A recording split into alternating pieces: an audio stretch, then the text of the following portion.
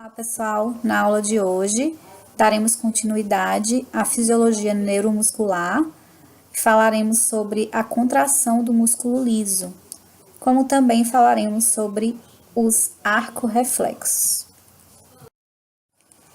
Bom, então antes da gente começar a falar propriamente de todos os eventos que acontecem na célula muscular lisa para que ocorra a contração, é importante a gente lembrar a estrutura dessa célula. Então, lembram que a célula muscular lisa, ela é menor e mais curta que a célula muscular esquelética. Os filamentos de actina, eles estão ancorados em corpúsculos densos, que são esses pontinhos aqui na imagem, diferente da célula muscular esquelética, né, onde esses filamentos estão ancorados no disco Z de forma paralela, mais organizada, e por isso que o músculo esquelético tem aquele aspecto estriado, diferente do músculo liso. E por conta dessa disposição dos filamentos de actina na célula ancorados por esses corpúsculos densos, quando acontece contração da célula do músculo liso, parece que ela encolhe. Então, tem essa diferença. Além disso, a célula muscular lisa não apresenta túbulo transverso, que é aquela invaginação do sarcolema, né, bem característico da célula muscular esquelética, estriado-esquelética. Mas elas apresentam pequenas invaginações, como mostrado aqui na imagem, do sarcolema da célula, que são chamadas de cavéolas, mas vejam que são bem rudimentares quando comparadas ao túbulo T. Os retículos sarcoplasmáticos também são bem menos desenvolvidos na célula muscular lisa que na célula muscular esquelética. Então, a célula muscular lisa, ela armazena menos cálcio dentro da sua célula, por conta da estrutura do retículo sarcoplasmático ser menos desenvolvida. E vejam que, da mesma forma que no músculo esquelético, o retículo sarcoplasmático está bem próximo aqui dessas invaginações, né, onde o potencial de ação vai alcançar. Por outro lado, a célula muscular lisa tem muito mais canais para cálcio na sua membrana do que a célula muscular esquelética. Então, muito do cálcio que participa da contração da célula muscular lisa vem do meio extracelular, muito mais do que do retículo sarcoplasmático. Ok? Então, são essas as principais diferenças. Além das características que a gente já falou em relação ao músculo liso e das diferenças do músculo esquelético, outra diferença é que no citoplasma da célula muscular lisa não tem troponina e tropomiosina, somente a quitina e miosina e outras proteínas e enzimas que estão envolvidas nesse processo de contração, que a gente já vai entender como que acontece, ok? Então, uma vez que aconteceu a despolarização da membrana da célula, então aqui eu tenho a membrana, o meio extracelular e o intracelular. Lembrar que a célula muscular lisa tem muito mais canais para cálcio do que a célula esquelética, muscular estriada esquelética, e também canais para sódio. Muito da despolarização da célula muscular lisa depende do cálcio, não somente do sódio.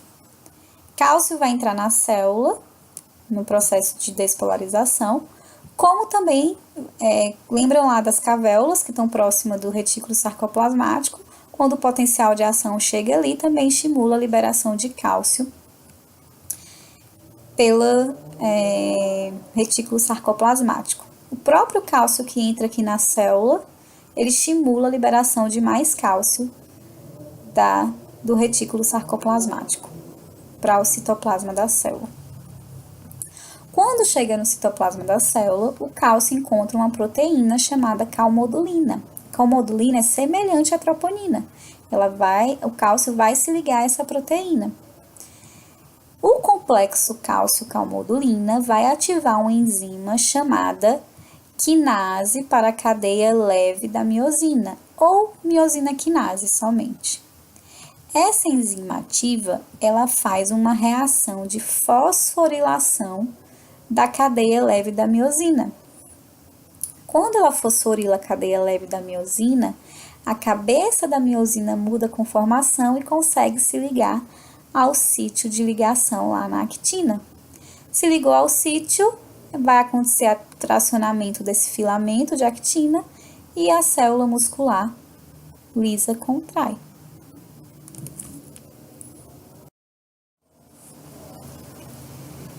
Para que aconteça o relaxamento do músculo liso, todo o cálcio do citoplasma precisa sair, então vai ser bombeado de volta para o retículo sarcoplasmático, de volta para o meio extracelular.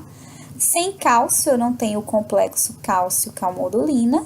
Sem o complexo cálcio-calmodulina, a enzima miosina quinase fica inativa. Se ela está inativa, não vai ter fosforilação da cadeia leve da miosina, não vai ter ligação da miosina com a actina. Só que a cadeia leve da miosina que foi fosforilada, ela pode fazer vários ciclos de contração com apenas uma fosforilação. Então, para o músculo relaxar, é necessário acontecer a desfosforilação da cadeia leve da miosina. E aí, nesse momento, entra em ação outra enzima que é chamada miosinofosfatase. A miosinofosfatase, ela vai desfosforilar a cadeia leve da miosina. Quando esse processo acontece, ao desligamento da cabeça da miosina do sítio de ligação da actina e o músculo liso relaxa.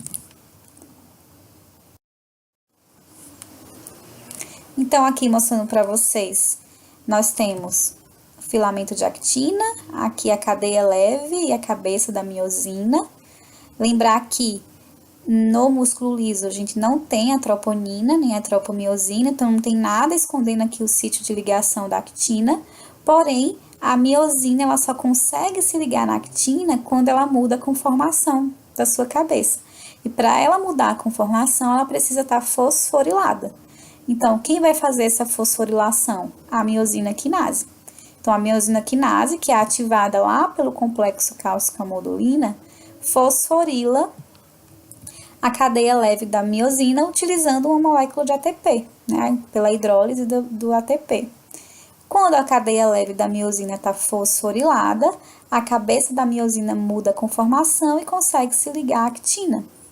Ligou a actina, contração muscular. Outro fato interessante é que a cadeia leve da miosina, quando está fosforilada, ela consegue fazer vários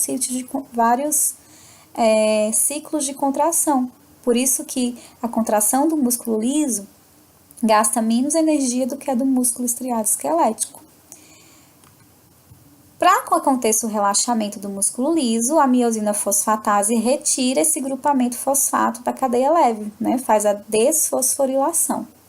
Quando desfosforila, eu tenho então o relaxamento. Outro ponto importante a ser falado é que quando acontece a desfosforilação da cadeia leve da miosina, a ligação da cabeça da miosina com a actina, ela fica muito mais estável. Então, acontece uma demora no relaxamento, no desligamento da cabeça da miosina com a actina. Então, a contração do músculo liso gasta menos energia e o relaxamento demora um pouco mais por conta dessa ligação que fica mais estável da miosina com a actina após a desfosforilação. Desligou, mesmo essa ligação sendo estável, ela vai desligar. Desligou, ela só liga novamente, só se liga novamente ao sítio lá na actina quando ela for outra vez fosforilada, ok? Tudo bem até aqui, pessoal? Então, é importante que vocês compreendam bem essas diferenças entre o músculo liso e o músculo estriado esquelético. Então, estuda, menino. Agora falaremos um pouco sobre arco-reflexos. Os arcos reflexos, pessoal, eles são fundamentais para a fisiologia da postura e locomoção do animal. Então, para o animal se manter em estação, para o animal manter sua postura, o tempo todo está acontecendo arco-reflexos em suas musculaturas dos membros. O arco-reflexo consiste testar arco-reflexo no animal é uma das melhores formas de se avaliar o sistema nervoso, de um paciente. Então, respostas involuntárias e qualitativamente invariáveis do sistema nervoso a um estímulo diz muito para o clínico, ok? Então, a principal forma de se avaliar a função nervosa no paciente é com testes de arco-reflexos. E os reflexos, eles são os exemplos mais simples da função geral do sistema nervoso, com coleção de informações sensoriais, integração dessa informação e produção de uma resposta motora. Lembrar que os arco-reflexos também são críticos para a sobrevivência do animal. Então, quando o animal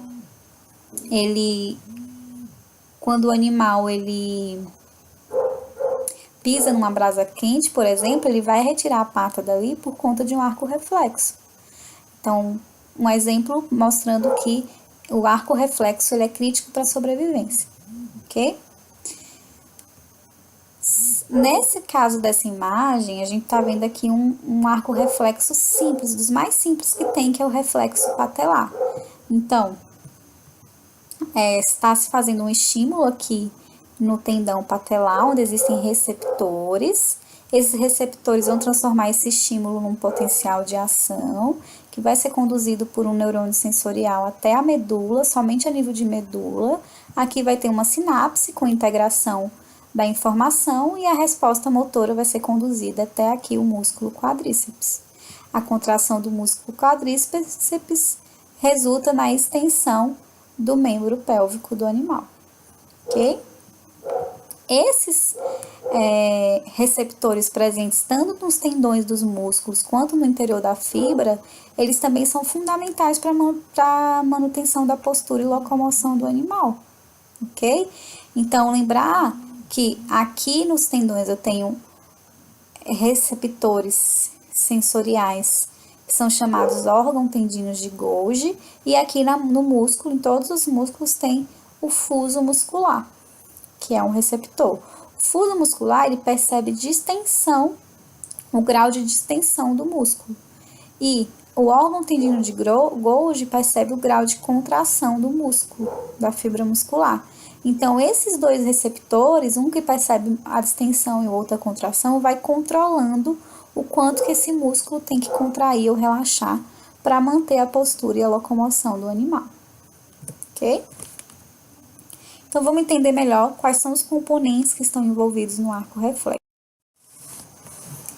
Quando a gente fala em arco reflexo, pessoal, a gente está falando de um processo que acontece por conta de 5 componentes fundamentais. Então, esses 5 componentes, eles sempre estarão presentes no arco reflexo.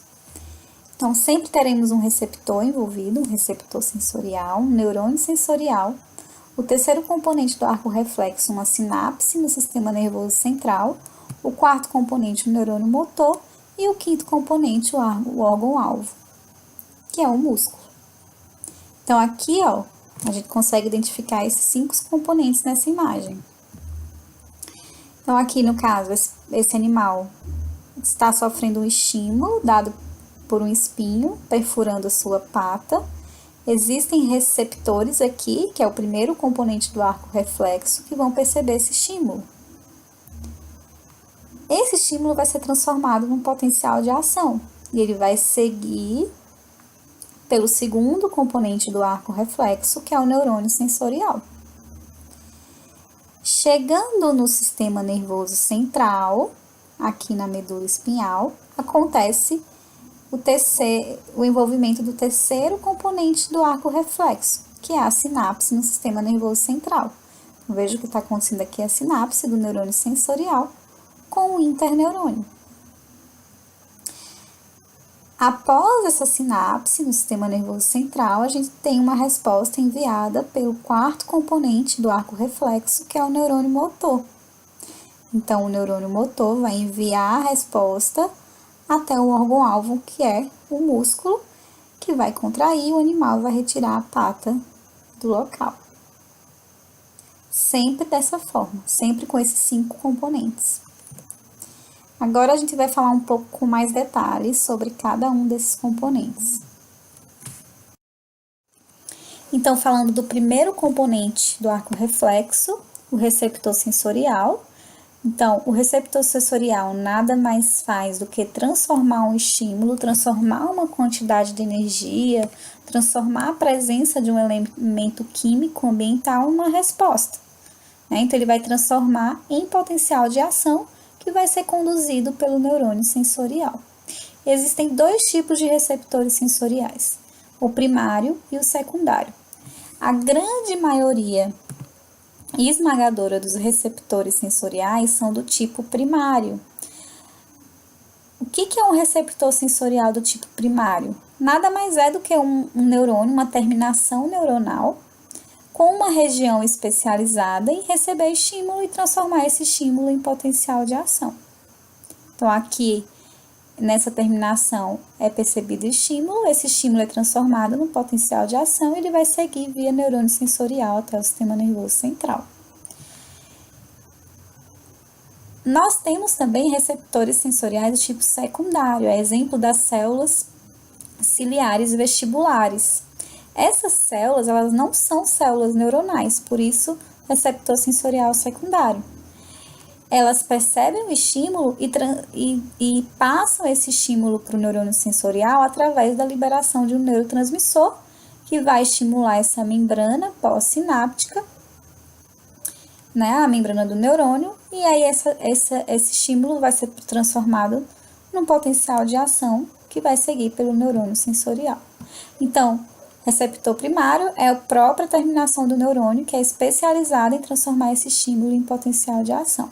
A maioria dos receptores são do tipo primário.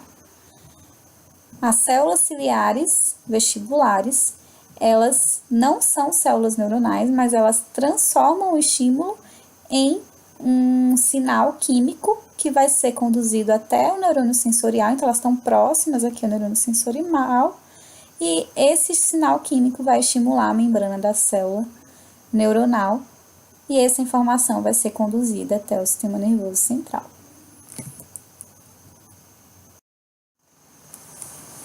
Então, quando a gente fala em receptor sensorial, é importante falar que os potenciais de ação que são resultantes da transdução de um estímulo são gerados ao longo de um neurônio sensorial com uma frequência proporcional à intensidade do estímulo traduzido. Ou seja, essa proporcionalidade entre a intensidade com a qual o receptor é estimulado e a frequência dos potenciais de ação vão fazer com que o sistema nervoso central também entenda como que tem que ser a intensidade dessa resposta.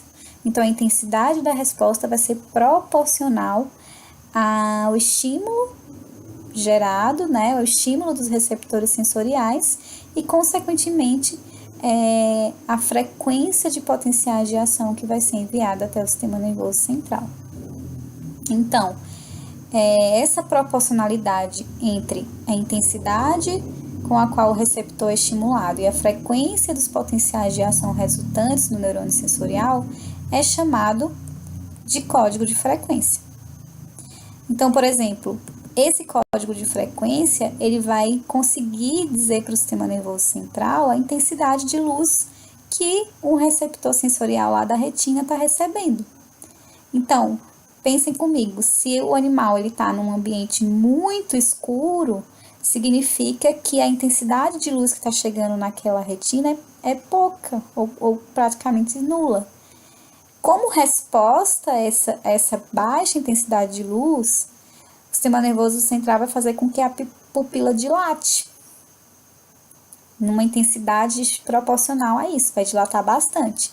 Agora, se o animal está num ambiente que não está tão escuro assim, que a intensidade luminosa, que ainda tem uma certa intensidade luminosa, a pupila vai dilatar um pouco menos do que no animal que está na escuridão. Então, vejam que a resposta do sistema nervoso ela é proporcional a esse código de frequência. Da mesma forma, o estiramento de um músculo, a contração de um músculo, ele vai ser proporcional ao estímulo que está sendo gerado inicialmente. É dessa forma que o centro integrador ele consegue gerar uma resposta de forma proporcional à intensidade daquele estímulo, ok? E quanto mais receptores sejam estimulados, maior o código de população, ok? O código de população da intensidade está relacionado ao número de receptores que estão sendo estimulados ali. Então, estímulos mais intensos irão ativar um maior número de receptores sensoriais, obviamente, e a resposta vai ser mais intensa também.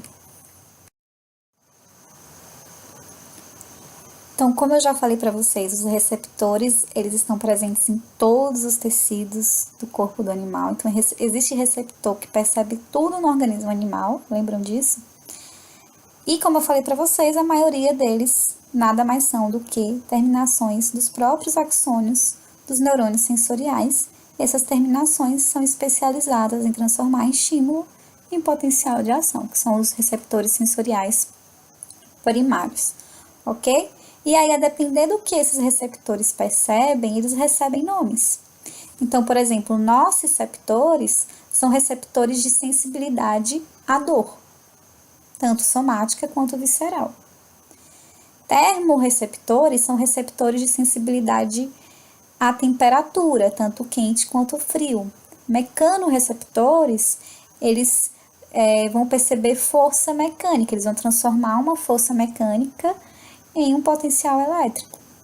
Proprioceptores, eles estão relacionados à localização, à posição da articulação do animal e a direção e velocidade dos movimentos articulares.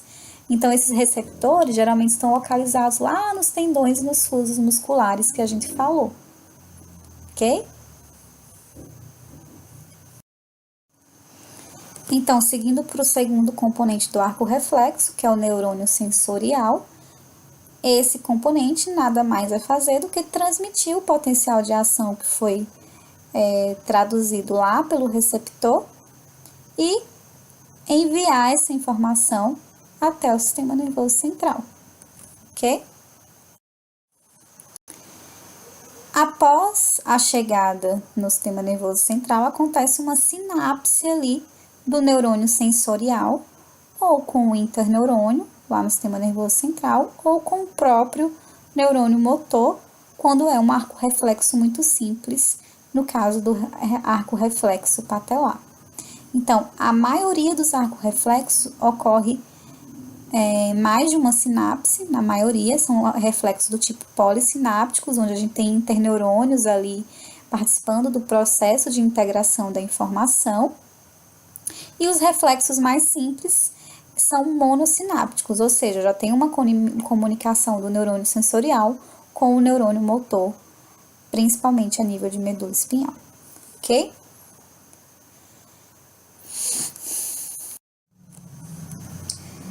Então, seguimos para o terceiro componente do arco reflexo, que é a sinapse do sistema nervoso central.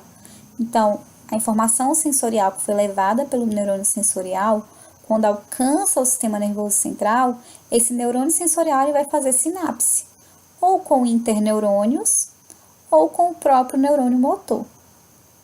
A grande maioria dos arcos reflexos, eles ocorrem com mais de uma sinapse. Então, são arcos reflexos chamados polissinápticos, que é o exemplo dessa imagem aqui. Então, vocês estão vendo que o neurônio sensorial está trazendo informação via potencial de ação. Ele fez sinapse com um interneurônio, esse interneurônio fez sinapse com outro interneurônio, fazendo então a integração dessa informação. Em seguida, essa informação foi passada aqui para os neurônios motores. Então, vejam que eu tenho várias sinapses nesse processo para que aconteça uma resposta. Então, eu tenho aqui um reflexo polissináptico. E os reflexos mais simples, eles são do tipo monossináptico. O reflexo monossináptico nada mais é do que uma sinapse no sistema nervoso central do neurônio sensorial já com o neurônio motor. Um reflexo muito simples, que é monossináptico, é o reflexo patelar. Ok?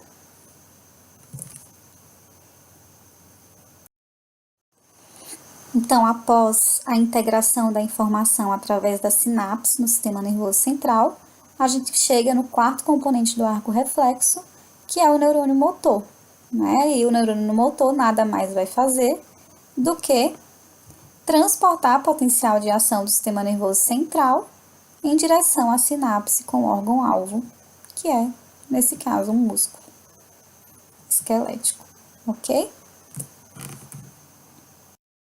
E aí, a finalização de um arco reflexo é com a resposta em um músculo ou em uma glândula. Então, a gente tem arco reflexo com resposta em músculos, resposta em fibras musculoesqueléticas do quadríceps, fibras do membro pélvico, também pode ser o músculo liso da íris, pode ser uma resposta em glândula salivar, com reflexo dessas glândulas, com liberação de saliva. Então, sempre a resposta vai culminar na contração de um músculo ou na liberação de uma secreção glandular. Então, aqui, resumindo um arco reflexo, falando dos 5 componentes, nós temos aqui, nesse exemplo, um receptor sensorial, que é o fuso muscular, que está percebendo um estímulo. Esse estímulo está sendo enviado via neurônio sensorial, que é o segundo componente do arco reflexo, até o sistema nervoso central, aqui em medula.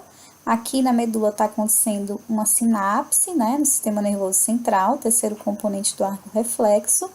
Essa integração vai gerar uma resposta motora, que vai ser conduzida via potencial de ação ao longo do neurônio motor, que é o quarto componente do arco reflexo, e ele vai dar uma resposta aqui no músculo esquelético, que é o órgão-alvo, que é o quinto componente do arco reflexo.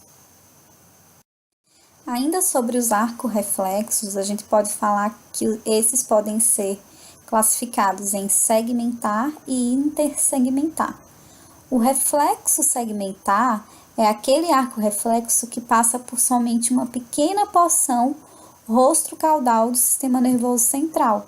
Então, vejam aqui que nesse exemplo do reflexo patelar, ou também pode ser o reflexo pupilar, a informação sensorial, ela chega aqui nessa porção da medula e logo em seguida, rostro caudal, ó, bem próximo, já se tem uma resposta. Então, passa por pequena porção aqui de segmentos da medula.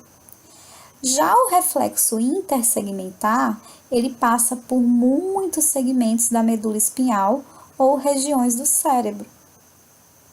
Então, aqui nós temos 2 exemplos de reflexos intersegmentares. Nesse caso, o reflexo vestíbulo espinhal e, nesse caso, o reflexo próprio ceptivo.